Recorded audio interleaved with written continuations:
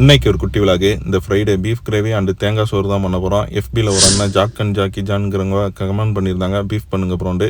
இதோ எங்களுக்காக எண்ணெயை ஊற்றி ஸ்பைசஸ்ஸு வெட்டி வச்ச ஆனியன்லாம் போட்டு நல்லா ஒரு மிக்ஸோவில் காயாத கருவேப்பிலை ஒரு 3 பச்சை மிளகாய் போட்டு நல்லா ஒரு மிக்ஸோவில் கொடுத்து ஜிஞ்சர் பூண்டு பேஸ்ட்டு 2 ஸ்பூன் ஆட் பண்ணி விட்டு பச்சை வடையெல்லாம் போனதுக்கப்புறம் மசாலா சில்லி பவுடர் 2 ஸ்பூனு நல்லா எண்ணெயிலே போட்டு வதக்கினா நல்லா கலர்ஃபுல்லாக வருவாக.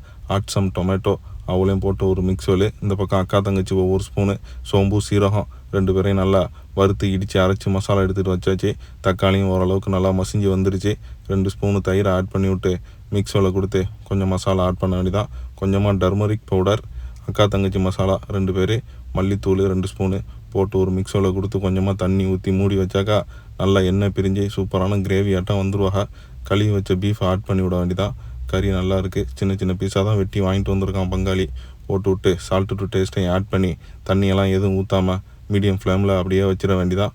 அதுவே தண்ணி பிரிஞ்சு எண்ணெய் பிரிஞ்சு நல்லா கெட்டியான கிரேவி ரெடி ஆயிரும். தேங்காய் சோத்துக்கு நெய்யை ஊற்றி ஸ்பைசஸ் எல்லாம் ஆட் பண்ணி வெட்டி வச்ச ஆனியனையும் போட்டு ஒரு மிக்ஸில் கொடுத்து ஜிஞ்சர் பூண்டு பேஸ்ட்டையும் போடணும். நம்ம நெய் மஞ்சள் கலரில் இருக்குது, தேங்காய் சோறு வெள்ளை கலரில் வரணும். நம்ம தேங்காய் சோறு மஞ்சள் கலரில் வரப்போகுது. கருவேப்பிலையும் போட்டு விட்டாச்சு. அதுக்கப்புறம் நல்லா தாளித்து விட்டுட்டு அரைச்சி வச்ச தேங்காய் பாலை ஊற்ற வேண்டியதான். தேங்காய் பாலில் கொஞ்சம் கருவேப்பிலை போட்டு பனைஞ்சி விட்டு வச்சுருக்கோம். நல்லா வாசமாக இருக்கும்.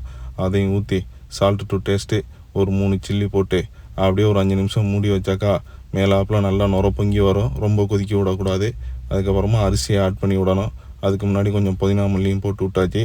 பிஸ்மி சொல்லி அரிசியும் ஆட் பண்ணி விட்டு ஒரு மிக்ஸில் போட்டு ஒரு 5 நிமிஷம் வச்சாக்கா தண்ணி அரிசியும் ஈவனாக வந்துடுவாங்க.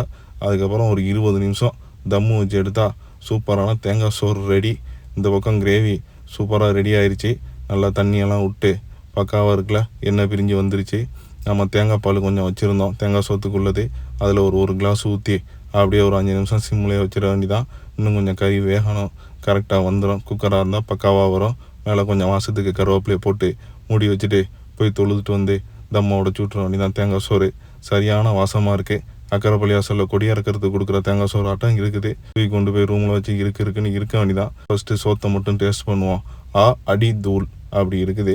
அதுக்கப்புறமா கிரேவியை வச்சு ஊற்றி விட்டு இருக்குன்னு இருக்க வேண்டியதான். பக்காவாக ஸ்டாப்னாச்சா இருந்தாங்க. மீண்டும் வேறு ஒரு வீடியோவில் சந்திப்போம். பாய்.